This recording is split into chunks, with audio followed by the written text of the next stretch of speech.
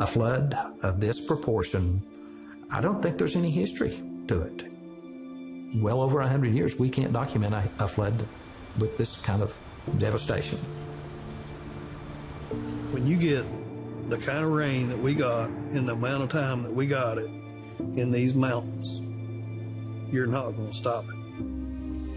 When you get that type of rain on ground that's already saturated from a week's worth of rain before this, it won't handle it. It can't.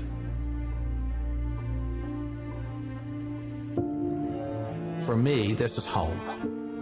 I moved here when I was 5 years old, and that was the beginning of a love affair with this little town. Located in southwest Floyd County, we're probably 20 miles, 20 minutes from the county seat of Prestonsburg. The deep mines closed in 1954. With it went many of the jobs, and with the jobs went the people. We have been flooding here for 100 years, and so flooding in and of itself is not something unusual. As a matter of fact, we had 3 floods earlier this year before this last one came. Think about that, 4 floods in 1 year. And so flooding in and of itself is not a traumatic experience. This last one was 3:30 in the morning. My neighbor calls and says, "Jerry, the water's getting up." Now we have markers and we look and we kind of know how much time we have in a typical flood. So at 3:30 in the morning, I wake my wife, we go downstairs and we start to move some things out of our basement. Typically an hour and a half to 2 hours from where the markers are, so we probably can get out of the basement what we need to get out of, expecting 2, 3, 4 feet of water, maybe 5 on occasion. Begin to move a few things and the water moved from one marker to another marker in about 15 minutes, which was unusual. So we kind of sped the process up a little bit. After maybe the second or third trip, the water was moving at a different pace, and we could see that. It was obvious that it was moving quicker than a normal flood. So I said, let's move the cars. That's usually the last thing we move. We moved the cars, which took maybe 5 minutes to higher ground. And in those 5 minutes, when I came back, I waded in about knee deep into my basement. That's how quickly the water came in. About a 15 to 20 minute period, water went from the original marker to being in the basement. Another load or 2 out, I was wading out waist deep. One more trip, and when I came out the last time, it was up close to my shoulders. I was carrying things above my head to get it out of there. That has never happened. Never had happened. So I live up on the hill. And it blew the screen out of my window that night. And I was like, wow, the storm is raging. And the next morning I got up and I still had water and I still had electricity. I had no idea what had happened below. All the culverts were upended in the creek, and I could tell that the dirt was washed out from under the pavement out here. Then there was this big gaping hole right in front of the gate. Half of the highway was gone. People were walking the roads that day, and they came here because we had Wi-Fi, and they could get on it to try to get in touch with relatives. One guy comes in and sits down, and he's just sitting there kind of with his head hung down. I'll never forget. He said, when you go to bed and everything that you've worked for is there, and then you get up the next morning and it's all gone.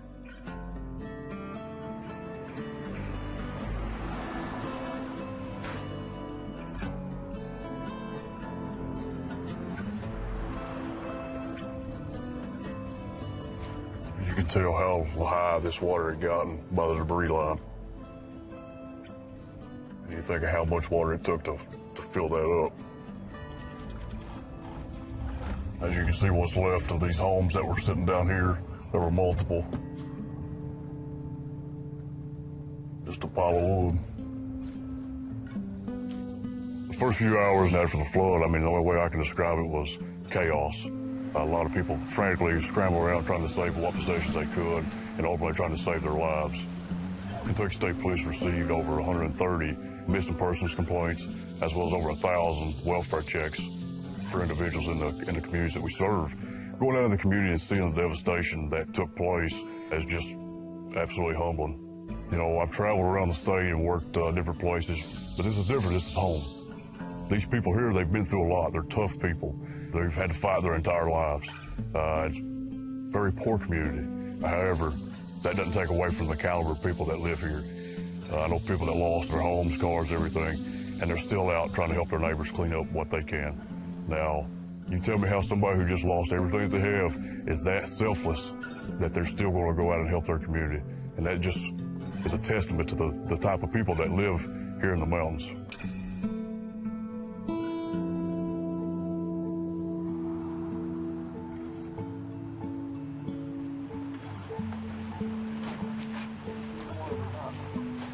I've lived in Eastern Kentucky my entire life.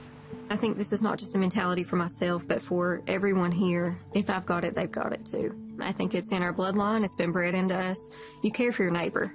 No matter what goes on next door, or down the street, or even the next county or community over, you go to your neighbor and you say, let me roll up my sleeves and get in the trenches with you. And that's what Eastern Kentucky does. The day of the flood, it was still raining, even that morning. My friend called and said, oh my goodness, have you been on the news? Have you saw social media yet? And in looking there, I realized just 3 miles from my son's school was totally washed out. You've got homes of, moms, single, widowed, whoever. They've lost everything, and there's nothing they could do in a matter of minutes. So we did what we do best. We did what Eastern Kentucky does. I called my crew in, and they came in, and we started cooking. 200 the first day turned into 500 the next day to 1,500 the next day. We were getting stuff from Applebee's, getting stuff from Wendy's. They would call and say, can you use our chili cups? Can you use our condiment cups? So we served more than 120,000 meals. And when you put that on paper, that's amazing that our community came together. For 2 weeks, we actually did our flood recovery with volunteers out of the Wayland Gym. We operated that thing from 8 o'clock in the morning until some evenings it was 10, 11 o'clock. And then we were back at it the next day for 2 weeks, even on weekends. And the supplies came. It was unbelievable, the amount of supplies that came in. We had such a response, not only from agencies who respond to flooding events, the Red Cross, Walmart, to mention just a few, but so many individuals came and gave to help others. And it was a marvelous thing. It was a wonderful thing to watch in action. That in and of itself gave me strength each day. People were just reaching out to others and saying, what can I do to help you? They went into their homes, mucked out the mud with shovels and things. And I think that's the way it ought to be. Neighbor helping neighbor, friends helping friends, family helping family.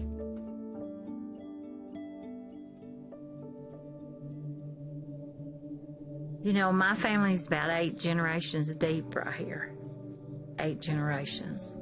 So this is home. I got friends who say, why don't you come to Atlanta? You can make a lot more money in Atlanta. But I don't want to go nowhere. I just want to be here. It's been hard right here. It's been really, you had to put your thinking cap on to try to problem solve. Hillbilly ingenuity is the ability to make, do, and improvise and make something out of almost nothing. We got this distribution center here, and we provided showers for the community and for our own use.